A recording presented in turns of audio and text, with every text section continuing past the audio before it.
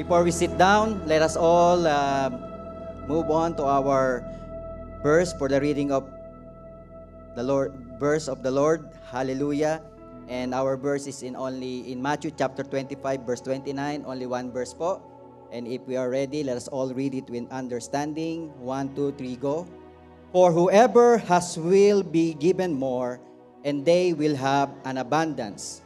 Whoever does not have, even what they have will be taken from them. May the Lord add blessing to the reading of His Word. Tayo po yung makakaupo na in the presence of God. Amen. Good morning. How is everyone today? Very blessed. Amen. Praise the Lord.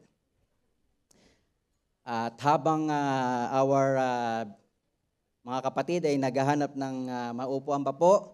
Amen. Sino po rito ang mga walang katabi? Taas po ang kamay. Amen. There's two in the front. Meron pa po dito. Amen. Marami pa rito sa left. Praise the Lord. So, how is everyone today? Again? Good? Amen. Good morning. Praise the Lord. This is the second Sunday of the month of November. Amen. And we are still in our theme, amen, the fullness of life. And I entitled my preaching for this morning is what I called, amen, developing an abundance mindset. Sabihin po natin, developing an abundance mindset. Amen. And our verse for this morning is in Matthew chapter 25, verse 29, which says in there, for whoever has will be given more, amen, and they will have an abundance. Amen. Whoever has will be given more, and they will have an abundance. But whoever does not have, even what they have will be taken from them. Amen. You know, as my part of my introduction, God's desire for your life is that you will be blessed. Amen. Do you believe in that? Amen. God's desire for your life, for you and for me, is to have a blessed life. Amen. And that you and I will experience the fullness of life while living in this world. That's why nga, this month of November, amen, our declaration for this month is having an abundance of life. Amen. And the Bible declares in John chapter 10, verse 10b in the Passion Translation, amen, sabi po ng Lord, the Lord Jesus Christ is speaking here. He's talking to you and to me, and He's saying that I have come to give you everything in abundance. Amen. The Lord Jesus Christ is telling you that He has come to give us everything in abundance. More than we expect, amen, more than you expect, life in its fullness until you overflow. Amen. Jesus said that we will have a life in its fullness until you overflow. Amen. You will not only experience fullness, but you will also experience an overflowing blessing. Amen. Because our God is a God of overflow. Sabihin po natin, overflow. Amen. He is our El Shaddai, the God of more than enough. Kaya po kanina, before we end our praise and worship, I'll keep on saying that God is more than enough. Amen. If we have God in our lives, we don't really need anything else because our God is more than enough. Amen. And if we believe in the Lord Jesus Christ, amen, we have, He is not the God of just barely enough. He is not the God of, just help me to make it through. Amen. He is not the God of leftovers. The God that we serve He is the God of overflow. He is the God of more than enough. And He is the God of abundance. Amen? He is the God of abundance. So that's really the plan of God in our lives. Amen. To leave us in full. to experience the fullness of this life. Amen? But the problem is, most of the time, amen, when we are under pressure and had difficulties, nagkakaroon po tayo ng problema. Amen? We go around thinking about the word, lack. We go about thinking the word shortage or not enough. Di ba? Palagi natin naiisip na if there's a problem in our lives, if there are difficulties in our lives, amen, we always think of those negative things. And with that thinking, it's easy to develop a limited mindset. Sabihin mo natin, mindset. Kaya nga po, this morning, I entitled, my preaching is, you need to develop, amen, an abundance mindset. Because the problem is, amen, because of these problems in this world, because of many difficulties in this world, amen, and when we are under pressure, nakakalimutan natin yung promise ng Lord. Amen. We forgot the promise of the Lord in our lives. That's why we need to be careful how we direct our mindset. Amen? Kaya nga po, what is mindset? Ano ba ang kakayahan ng mindset? Amen? Actually, there is the power of mindset. Amen? When we talk about mindset, amen, mindset refers to how you think. Simple as that. When we think of something, amen, a mindset, it refers to how you think. Amen. And we need to be, we need to be careful, or we need to understand really the power of mindset in our lives, because it is powerful that can control the direction of your life. Amen. Our mindset can control the direction of our lives. Amen. Mindset is a mental attitude that determines how we interpret and respond to situation. If there's something happen to your life, amen, if there's, things, it's about your mindset, that how you will react to the situation. It is your mindset, amen, that it will interpret and respond to your situation.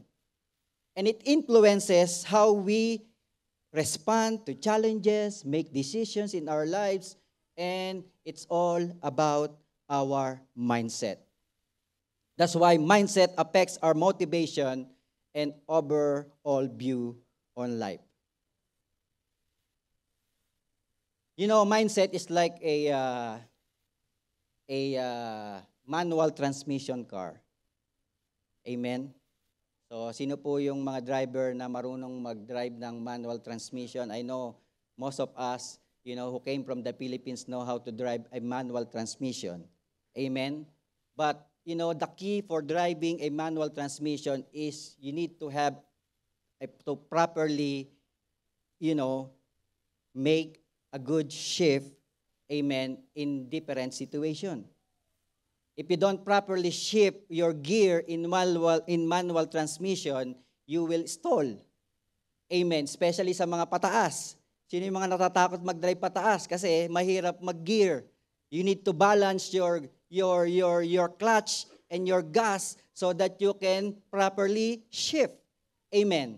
That's how manual transmission car works. Amen. And similarly, in our lives, our mindset is just like a manual transmission car.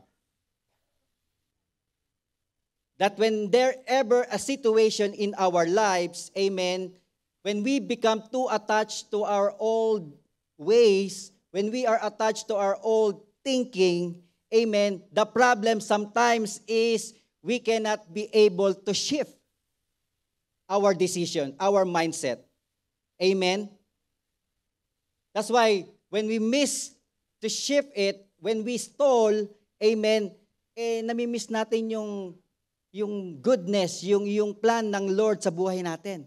Amen? We miss out, amen, something new that God is trying to do in our lives. Kasi, when we are installed with problems, with difficulties, amen, yung mindset natin, wala na. Hindi na gumagana. Amen? And also the devil doesn't want us to experience abundant life.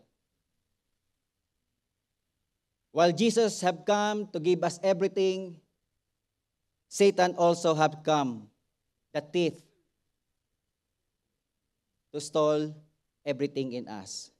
And what is his agenda? You know, in John chapter 10, verse 10a, sabi niya, the Bible says, the thief comes to steal, to kill, and to destroy. Amen. That's why we need to identify the thief of our life. Amen. We need to identify who is the one who is stealing our joy, who is the one who is stealing our promises, who is the one who is stealing, our peace, our hope. And that is no other than Satan. Satan does not want you to focus on God's promises. He wants you to slow your spiritual growth. He wants to decrease your faith in God. And his ultimate goal for you and for me is for you to turn from God completely and rely to yourself. Amen? Kaya nga, when the enemy won in our lives,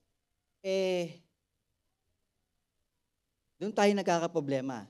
Amen? That's where we starting to experience defeat in our lives. That's where we started to experience, losing hope. That's where we started to experience, amen, a life that, it's the life that we don't want have to be. Amen. Kaya nga po, ano po bang trabaho ni Satan? What is his job? Amen. Well, first, he steals our time. Sabi po natin, he steals our time.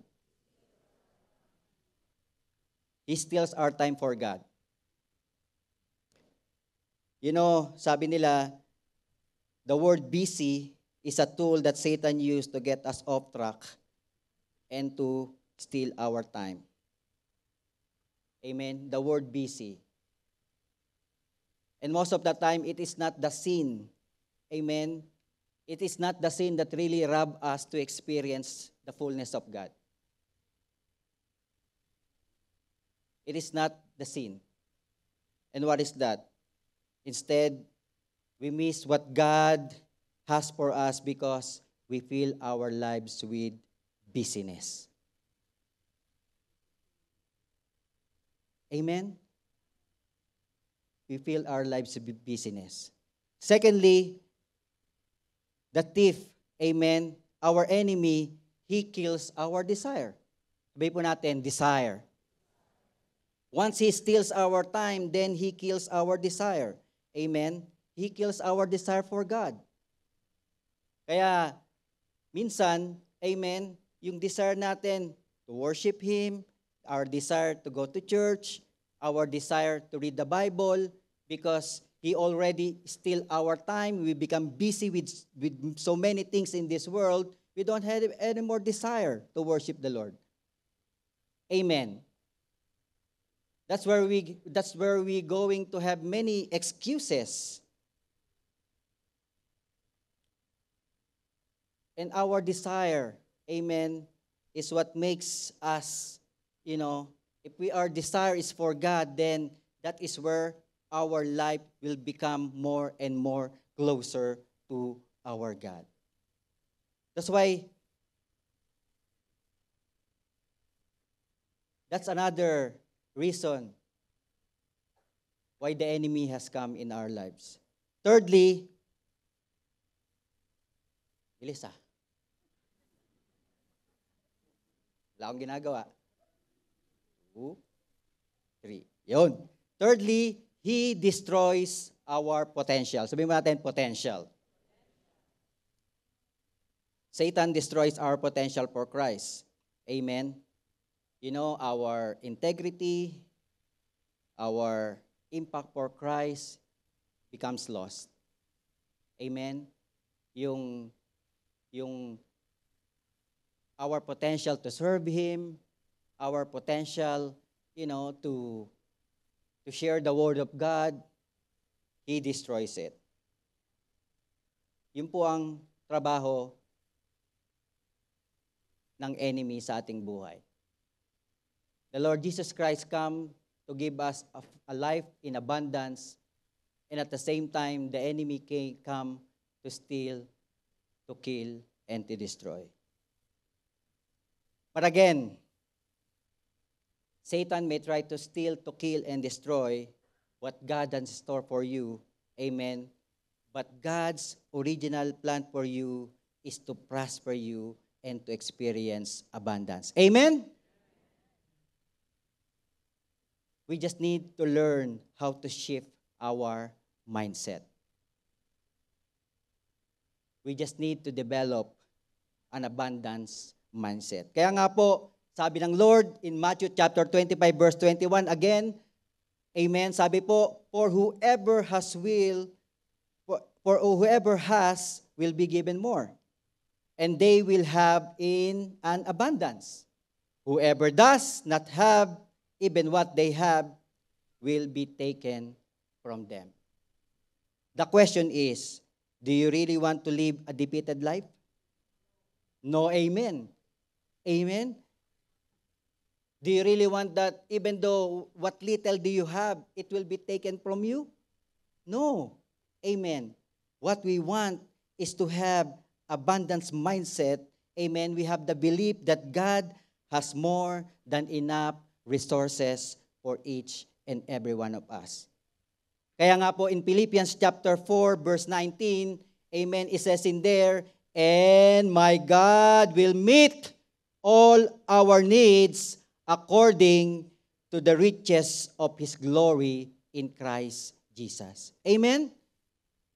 Satan may steal, kill, and destroy, amen, but the Lord Jesus Christ have come to give you everything. And God will supply, will meet all your needs according to His riches and glory in Christ Jesus. Amen? Kaya nga po, how can we develop an abundance mindset? Amen? Whenever we are stalled, amen, when we are in the midst of difficulties, whenever we are in the midst of, situation that we need to decide, we need to develop an abundance mindset. And one thing that we can do, amen, for us to develop an abundance mindset is we need to trust in God's provision. Sabi po natin, trust in God's provision. We need to trust God. Amen. In Matthew chapter 6, verse 25 to 34, amen, the Bible declares in Matthew chapter 6, verse 25 to 34, sabi po doon, therefore I tell you, amen, the Lord is telling you, amen, that do not worry about your life. Sabihin po natin, do not worry. This is very clear, amen, that God is telling you and me that we should not worry about our life. Do not worry about your life, what you will eat or drink, or about your body, what you will wear.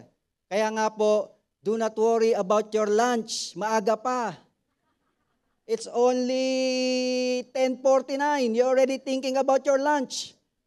Do not worry about the dirty clothes that you will laba, that you will wash.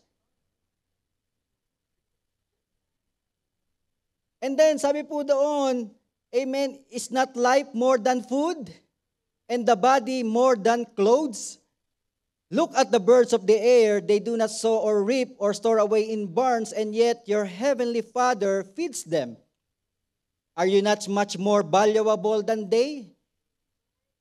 Amen. Mas importante ba yung birds of the air kaysa sa'yo? That's what God is telling you. You are more important than all the things in this world. That's why do not worry. And sabi po doon, amen, can any one of you by worrying add a single hour to your life? In verse 28, and why do you worry about clothes? See how the flowers of the field grow. They do not labor or spin. Yet I tell you that not even Solomon in all his splendor was dressed like one of these. If that is how God clothes the grass of the field, which is here today and tomorrow is thrown into the fire, will he not much more clothe you, you of little faith? In verse 31, so do not worry. Sabihin po natin, do not worry. Do not worry saying, what shall we eat, or what shall we drink, or what shall we wear? For the pagans run after all these things, and your heavenly Father knows that you need them. But seek first the kingdom and his righteousness, and all these things will be given to you as well. Therefore, do not worry about tomorrow, for tomorrow will worry about itself. Each day has enough trouble of its own. Amen? This verse is exhorting us, amen, that we must trust in God's abundance provision for our needs. Amen? We must trust God for provision. Of course, life is unpredictable. There are ups and downs. Amen? There are ups and downs along the way of this life. And of course, it's easier to trust God when everything is okay, right? It's easier to trust God when you have job. It's easier to trust God when you eat 3 times a day. It's easier to trust God, when everything, when relationship is all good. But what if not? But what when the times feel difficult? Amen? I believe it's even more important to trust God when we are feeling difficulties in our lives. Amen? Because God's unchanging character can give us a firm foundation when things feel unsteady. Trust God. Trust in God's provision. Minsan, dali lang sabihin ng trust, no? It's so easy to say trust, but how can you really trust God in every circumstances? How can you really trust God in times of trouble? How can you really trust God, when you are inside of the tunnel and it's so dark that you won't even know when it will end? How can you trust God when you cannot see a resolution?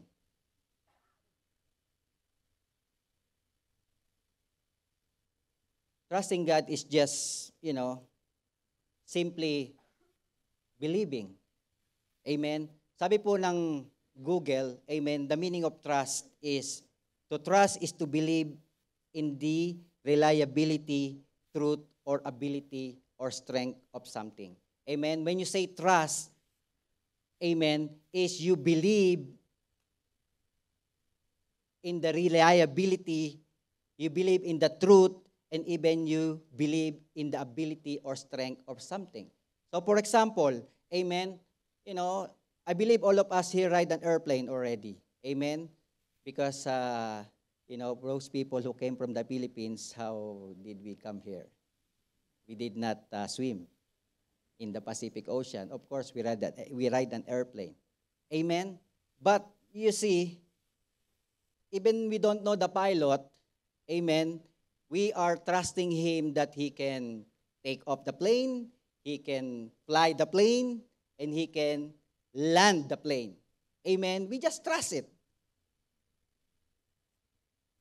We just believe that he can do it. We just believe that he is reliable. We just believe that, he has the strength to do it. That's how trust is. Amen? Kaya nga po, in the Lord, when trusting God, amen, how we are going to do it. Amen? We just need to believe, amen, of what God's reliability is. Amen. When we talk about trusting God, amen, trusting in God's provision, amen, we are believing in His reliability, we are believing in His word, we are believing in His ability, and we are believing in His strength. Amen? Sabi po ng Numbers chapter 23 verse 19, sabi po doon, God is not human that He should lie. So, if God said that He is not human that He should lie, then whatever promises that He has told you, then you must believe. You need to trust Him because, amen, He is not human that He should lie. And sabi pa po doon, amen, not a human being that He should change His mind. Does He speak and then not act? Does He promise and not fulfill? Amen. Here in this word, in this verse, the Bible is saying that God cannot lie. So whatever the promises that He has told you, amen, it shall come to pass. We just need to trust in Him. Amen? Saka po natin Diyos na buhay. That He does not change His mind.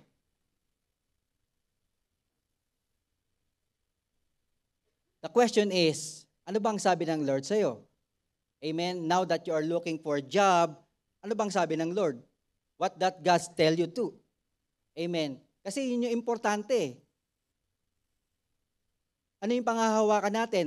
What are the things, what are the things that we are holding to so that the reliability, the strength, the power of God, shall manifest in our lives?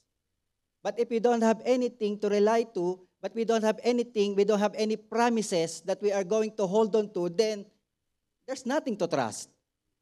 Amen? That's why we need to trust God. That He does not change His mind, that He speaks and act on it, that He always keeps His promises, that He loves you and has something in store for your life. Amen? Kaya nga po in short, do not worry. Do not worry. Sabihin po natin, do not worry. Whenever there's problem comes, just tell to yourself, do not worry. God is in control. Do not worry. Do not worry, Elena. Do not worry, Ted. Do not worry, Tolits. I'm in control. Amen?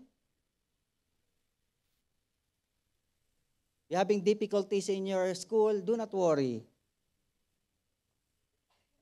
God will give you the wisdom and the knowledge. I've seen that. And instead of worrying, apply natin sa buhay natin yung Matthew chapter 6 verse 33. Ano po sabi doon? But seek first the kingdom of God and His righteousness, and all these things will be given to you as well. Amen? Instead of worrying, seek the kingdom of God first. Read your Bible. Pray. Look for the promises of God to you. Hindi yung, when you have problems, nasa Facebook ka na, nasa Instagram ka na, you will never find answer in there. You cannot seek God in there.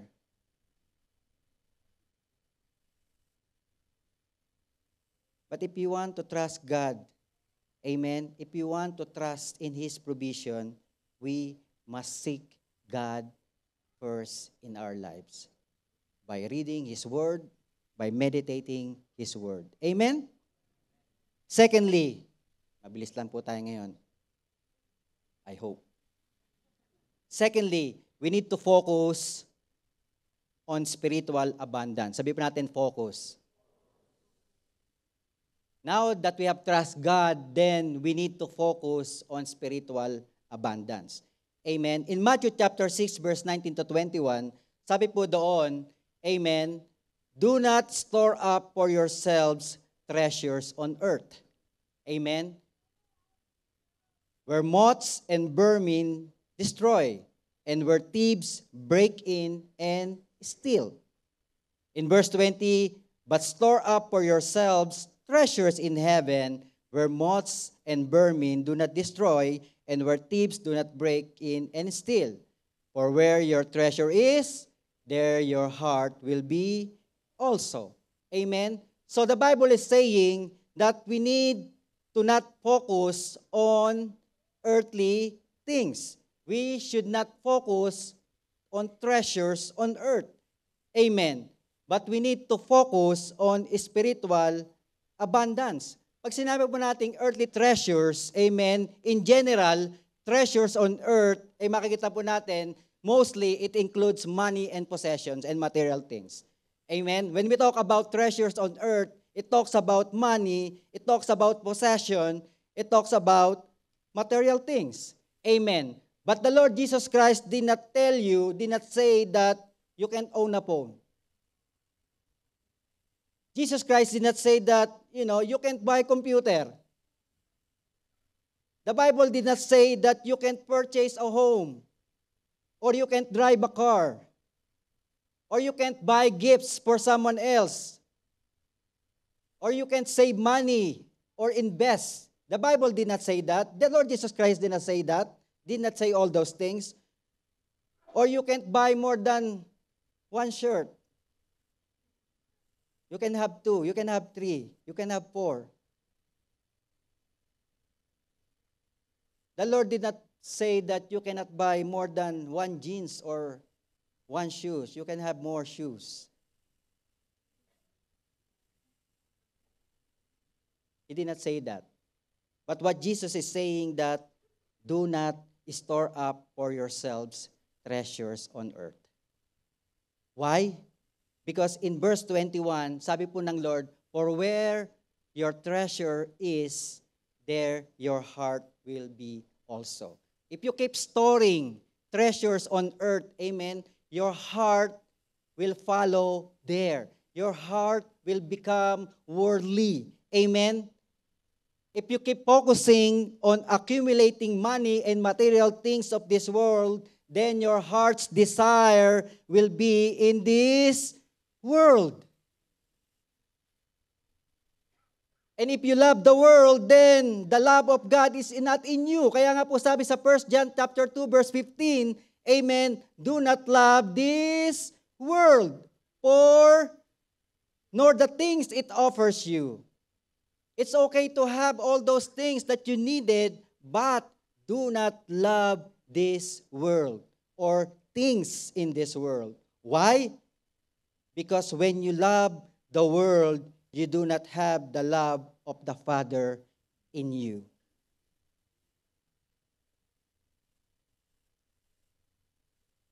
That's why we should be more paying attention on spiritual things than on material things. Kaya okay lang yung, we are working 5 times a week. That should be enough. 8 hours a day, that should be enough. Amen. Because what we earn anyway, where it's gonna go? If we are so busy doing all the things in this world and not minding the things above, amen, what's gonna happen? In Colossians chapter 3 verse 2 is reminding us again in Colossians chapter 3 verse 2. Sabi po doon, set your minds on things above, not on earthly things. Amen? Set your things above, not on earthly things. I just remember Ethan, amen? At a very young age, he gained many earthly things. Many possessions at a very young age. Actually, this year, he's ready to buy his first house. That's his promise. He's gonna come back to Calgary and buy his house. But I thank God because even though he was blessed with material things, with earthly things, he did not forget to set his mind on things above. Dapat po ganun tayo eh. Amen. There's nothing wrong with liking things, buying things, right? But we should not forget storing up treasures in heaven. We should not forget, amen, setting our minds on things above. Kahit na kaya niyang bilhin kahit ano, amen, he has to make sure that he set his mind on things above. He served with all his heart. He served two churches, which is 4 hours away flight. He served in Toronto. He served in Calgary. Whenever he's needed in Toronto, he will fly. Whenever he needed in Calgary, he will fly. And imagine the time zone, 2 hours difference. And yet he served. He served with all his heart. He preaches. He discipled many young people. He encourages lots of young people. Actually, his phone is still active. And there's a lot of messages pa rin from young people in Toronto.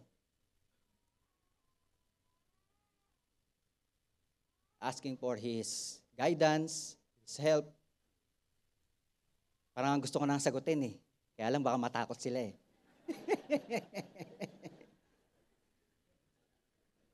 Don't worry bro, I got you.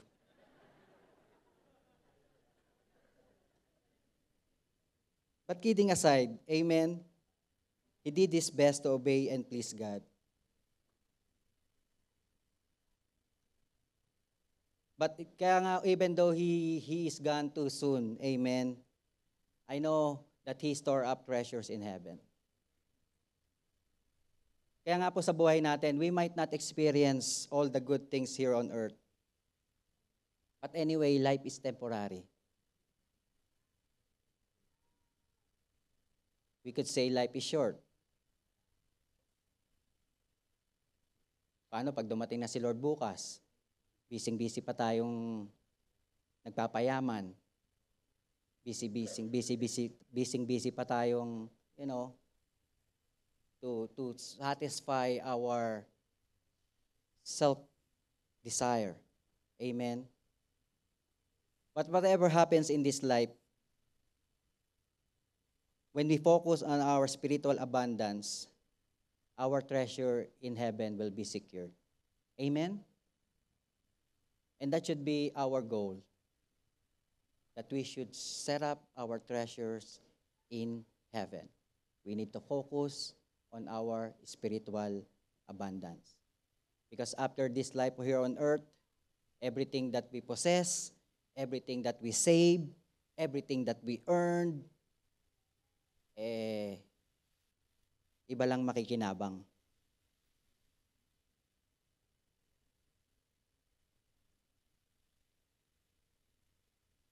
Tapos hindi ka pa nakagawa ng will, bangko pa makikinabang. Kasi hindi mo naman alam, mawawala ka na pala. You're not prepared. You don't think that, that's why we need to secure our treasures in heaven. Amen? We need to focus on our spiritual abundance. Last but not the least, amen, believe that you receive. Sabi mo natin, believe. When you start trusting God, then you need to focus on His provision, and then you need to believe that you receive it. Amen? You need to believe that you receive it. In Mark chapter 11, verse 24, it says in there, "Therefore, I tell you, whatever you ask in prayer, believe that you have received it, and it will be yours." Wow. That's a quite statement. Whatever I ask in prayer, believe that I will have it, and I will receive it, it will be mine.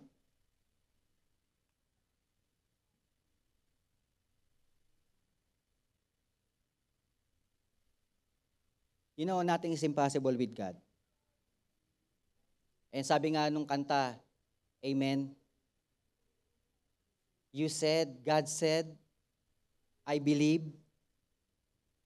You said, and then it is done.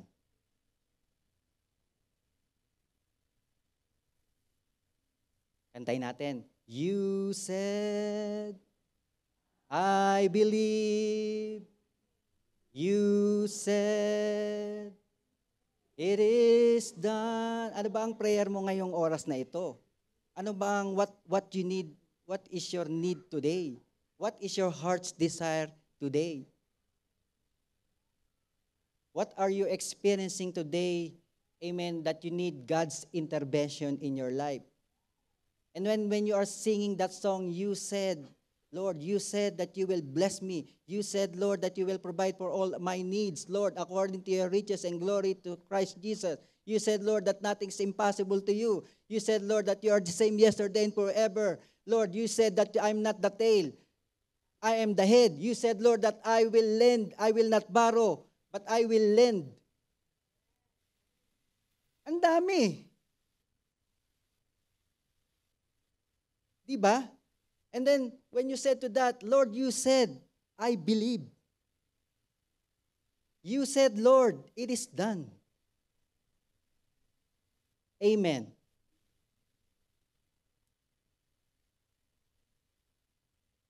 We need to believe that we have received it. You know, I have these 3 verses that I put it on my PowerPoint. Amen.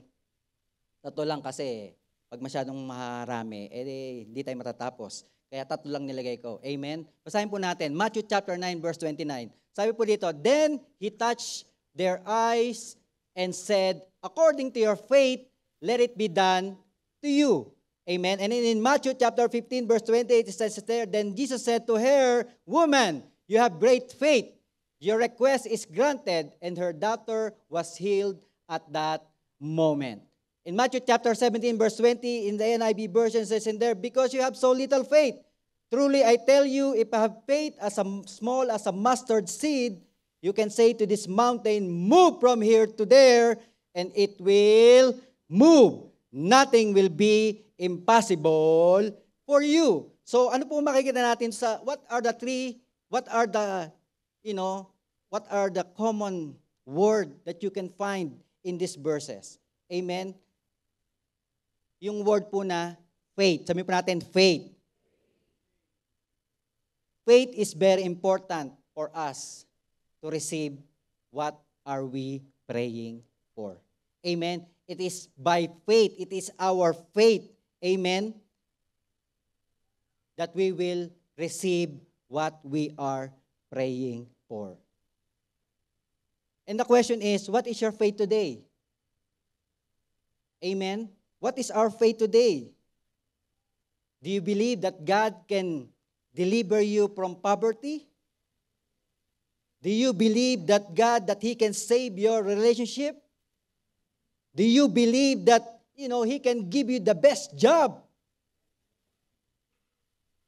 that this world can offer? Do you believe that God can, move in the life of your employers? Do you believe that God can move in the life of your professor? Do you believe that God can, give you wisdom and knowledge in your studies?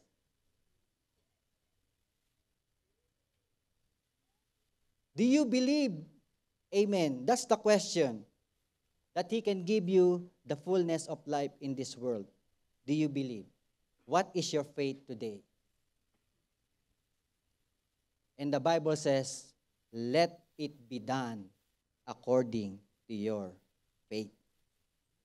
If you have that faith, then expect that you will receive it. Amen? You need to claim it now. Lord, salamat po. Thank you, Lord. Palapakan po natin ang Diyos sa buhay. Amen?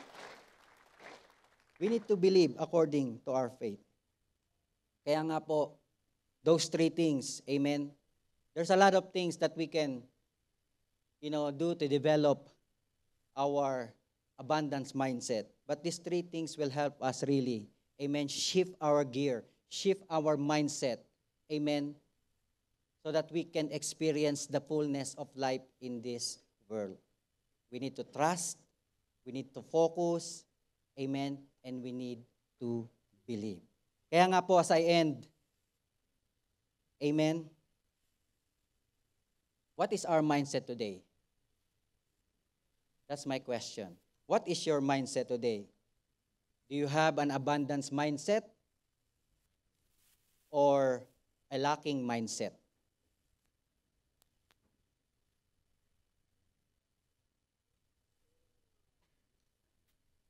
Kayo lang po makakasagot niyan.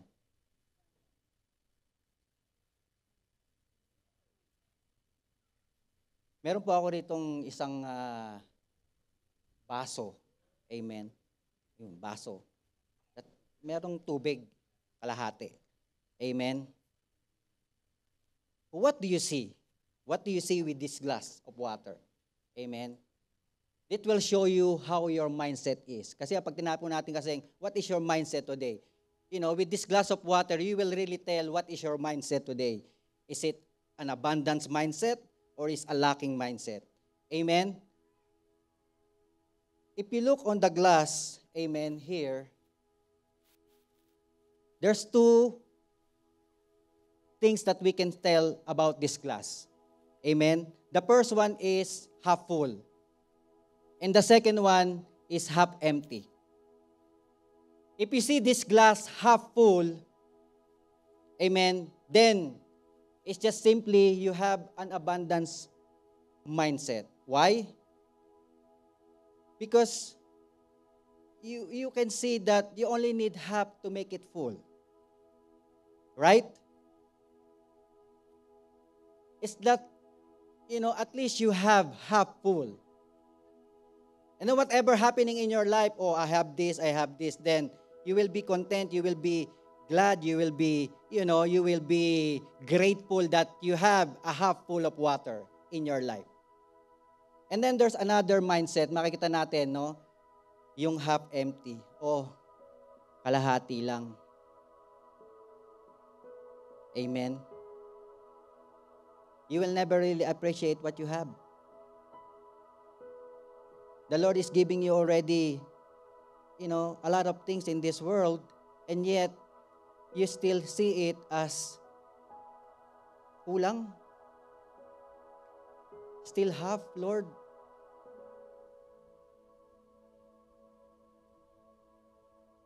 Diba?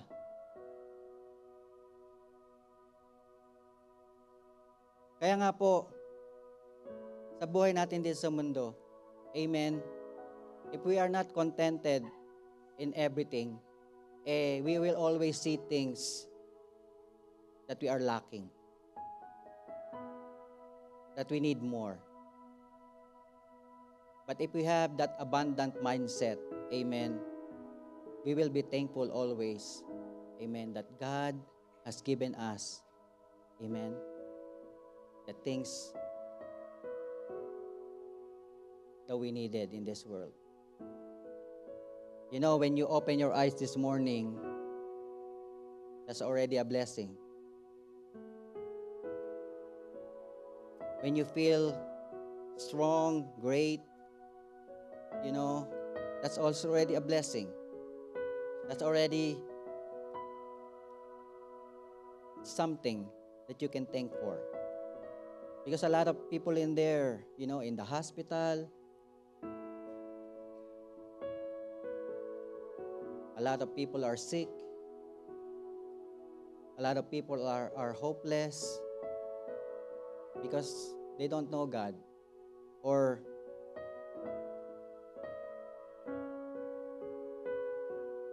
they don't see life.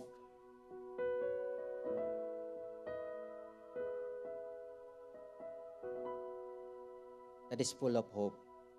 That's why this morning, my dear brothers and sisters, we need to shift our mindset.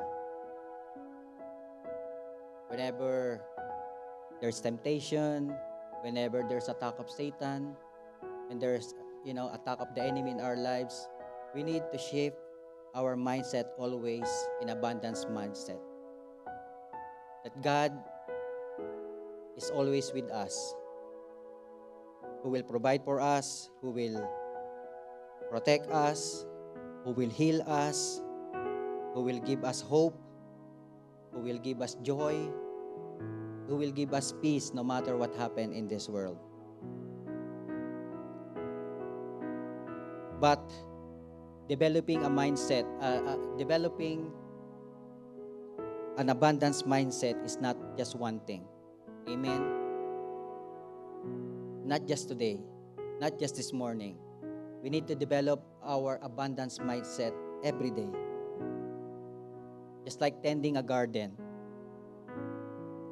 It needs constant care, it needs constant watering, it needs sunshine. It's the same thing with us, our mindset. Amen? We need to constantly take care of ourselves. By trusting the Lord, by trusting in His provision, by focusing on spiritual abundance, and by believing that whatever we ask in God's name, He will do it for us. Amen? As my last verse po in Ephesians chapter 3 verse 20, sabi po doon, now to Him who is able to do exceedingly abundantly above all that we ask or think, according to the power that works in us. My dear brothers and sisters, God is more than enough. And He can be able to do exceedingly abundantly above all that we ask for. It's up to us, amen, to really trust and focus and believe in Him. Amen? Praise the Lord. Tayo po lahat tumayo in the presence of the Lord. Hallelujah. You know, God's word is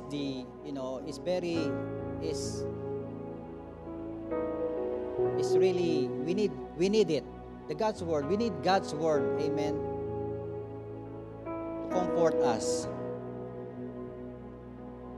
Because this world is really, decaying.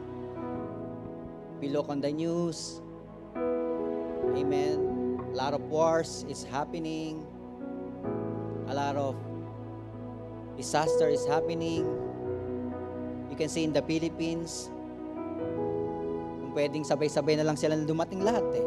Kaso, it's hard, like the typhoon, right? But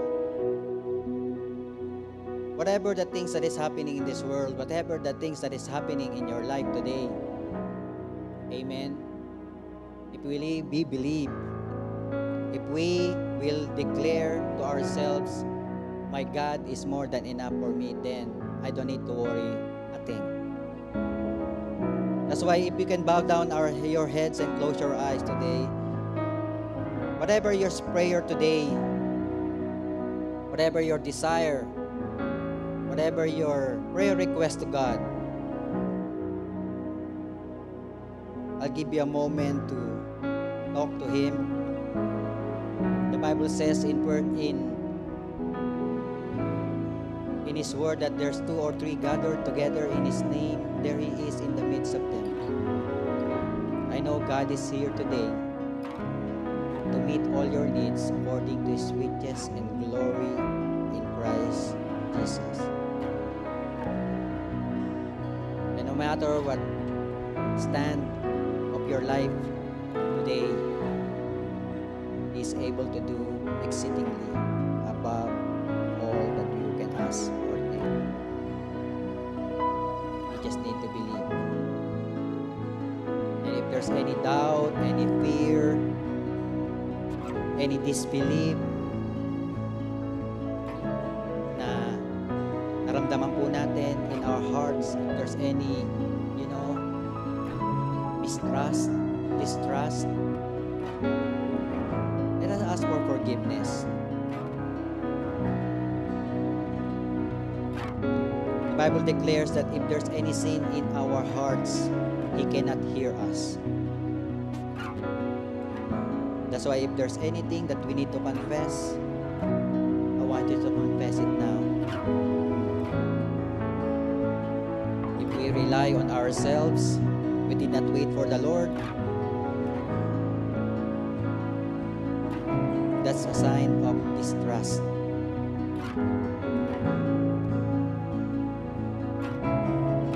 Hallelujah, hallelujah. And most of all, we need the Lord Jesus Christ into our hearts. We need Jesus to live into our hearts so that we can more effective, so that we can be powerful in times of need, so that we can overcome whatever trials, whatever situation, whatever difficulties that this world is giving unto us. We need Jesus into our heart. So I want you to follow me with this simple prayer. Lord Jesus, Lord Jesus, I acknowledge your your lordship over my life. over my life. Lord, I pray Lord, I pray that you will forgive me that you will forgive me from all of my sin. from all of my sins. If there's any doubt, If there's any doubt, any fear, any fears, any sin any sins that is hidden in my heart, that Lord, is hidden in my heart, Lord, forgive me. forgive me. As you have declared in 1 John 1:9, As you have declared in 1 John 1:9, if I confess my sin, that if I confess my sins, you are just and faithful you are just and faithful to forgive me to forgive me and cleanse me and cleanse me from all of my unrighteousness. from all of my unrighteousness. That's why today, Lord, That's why today, thank you, Lord, for your forgiveness. Thank you, Lord, for your forgiveness. And Lord, I invite you And Lord, I invite to you come into my heart. to come into my heart. Be my Lord, Be my Lord. be my Savior, Be my Savior. be the master of my life, Be the master of my life. and help me, Lord, And help me, Lord, to live a life to live a life that is pleasing unto you, that is pleasing unto you. a life A life, that trusts, a trust, that focus, a focus, that believe in you alone. that believes in you alone. In Jesus' In name, Jesus' name. amen and amen. Hallelujah. They say this mountain can't be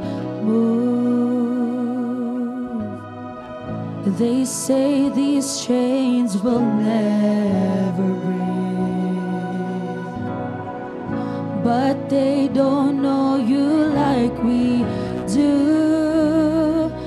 There is power in your name. We've heard there's no way through. We've heard that there is no way through. We've heard the tide will never change. We've heard the tide will never change. They haven't seen what you can do. There is power in your name.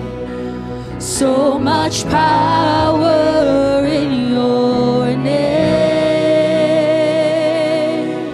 Move the unmovable. Move the immovable, break the unbreakable.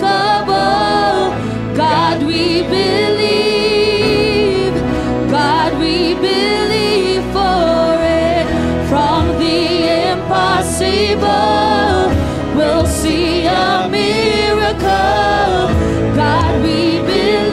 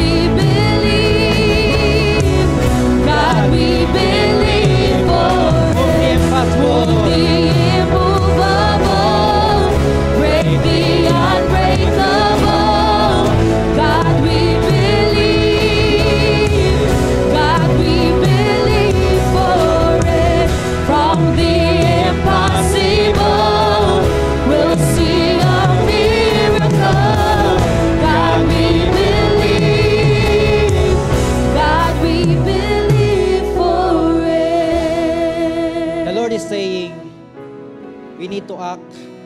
Sabi po natin kanina, it is according to our faith that we will receive.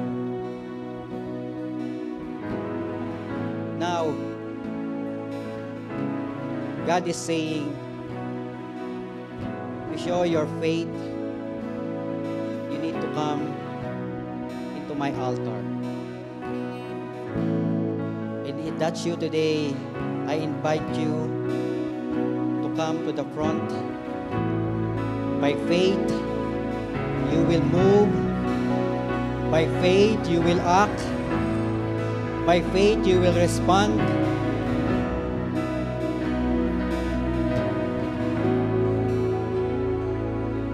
And you just declare to our God, you said, I believe. yes. You said. If you need special prayer, just come to the front. You can invite Pastor Ana and the CFT. I believe. Yes, declare it. It is according to your faith. It is done. Declare it with all your heart. I believe. Say, tell the Lord all His promises to you. Tell the Lord His word. It's done. You said. Yes, declare it. I believe. You said.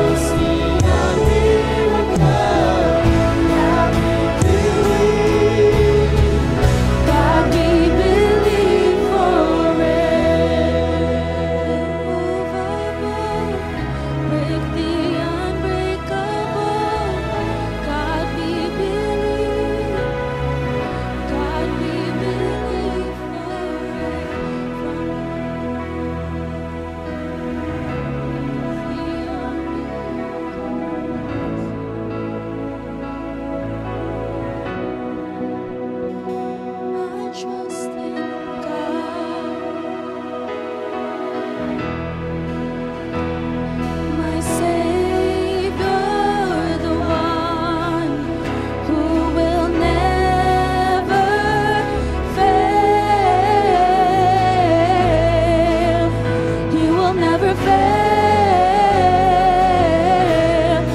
I trust in God, my Savior, the one who will never fail.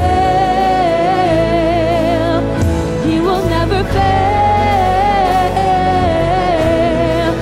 I trust in God, my Savior, the one who will never fail. He will never fail. I trust in God, my Savior, the one who will never fail. He will never fail.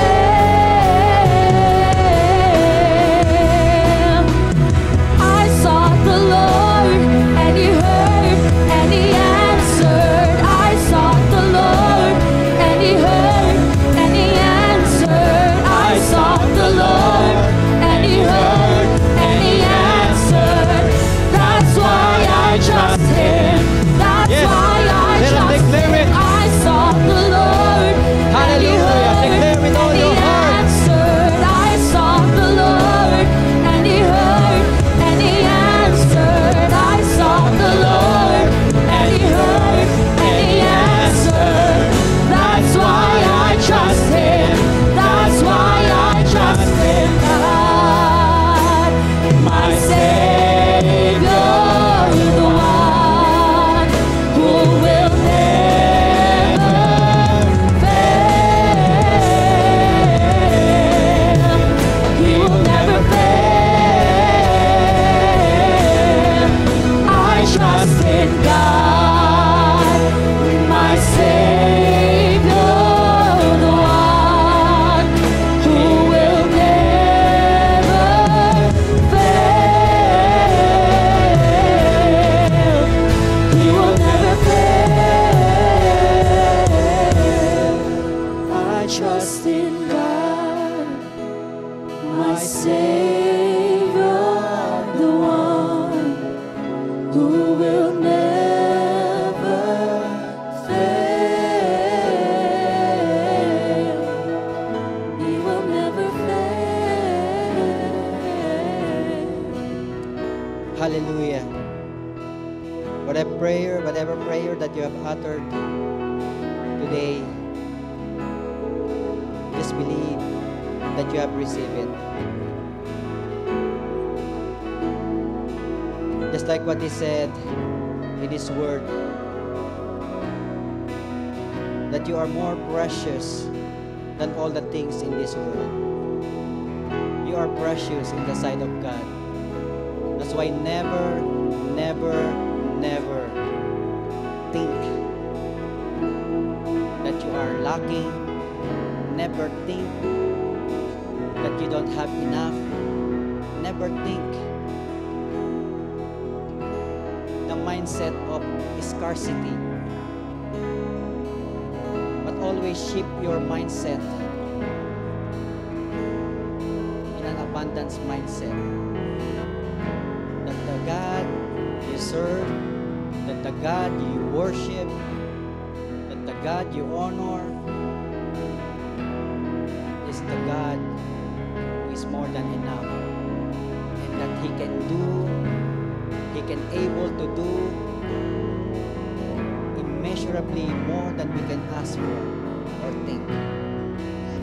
That's why, Lord, seal or the prayers of your children today, even our brethren who are in the live stream, oh God, whatever prayer that they have uttered, oh God, let it be done according to their faith. And I know and I believe, oh God, Lord, that the answer to their prayer is already on the way.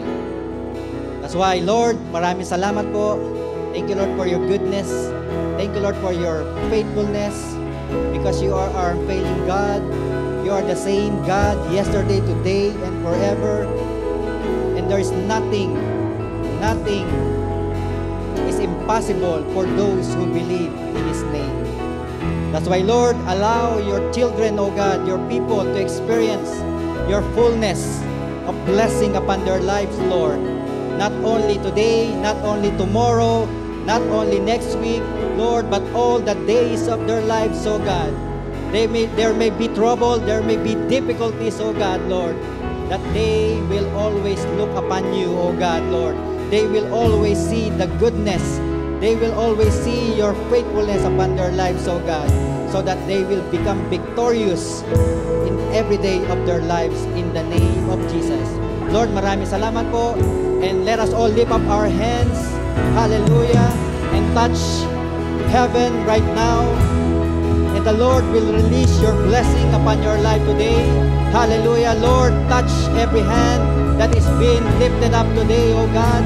In the name of Jesus, I pray, Lord, that you will bless them indeed exceedingly, abundantly, beyond their expectation. You will bless the work of their hands, O God, Lord. You will bless their coming in and their going out. You will bless them in the city and in the country. Even, Lord, there will be a blessing, O God, Lord. Bless their employer as well, in the name of Jesus. And also, Lord, I release healing, hallelujah, for all those who need healing, O God. Hallelujah. Touch the part of your body that needs healing, and release and receive the healing power of the Lord Jesus Christ in the name of Jesus. And we declare, as said in His word, that by Jesus' stripes you are healed. Amen. Maraming salamat po. Hallelujah. Bless your loved ones as well, their immediate family, O God, in the name of Jesus. Hallelujah. Kanilang mga pamilya in the Philippines, O God. Protect them, O Lord, from the typhoon, from any disaster, O God, in the name of Jesus. Hallelujah. And even, Lord, we pray that this life as well will be a blessing to many people, O God, that we will not stop sharing your goodness to many people, O God, that needs healing, that needs deliverance, that needs salvation, that needs hope, O God, in Jesus' name. Lord, maraming salamat po. Seal everything, O God, and we declare your victory over life. In Jesus' name is all we pray. Everybody will say, Amen and amen. God bless you all.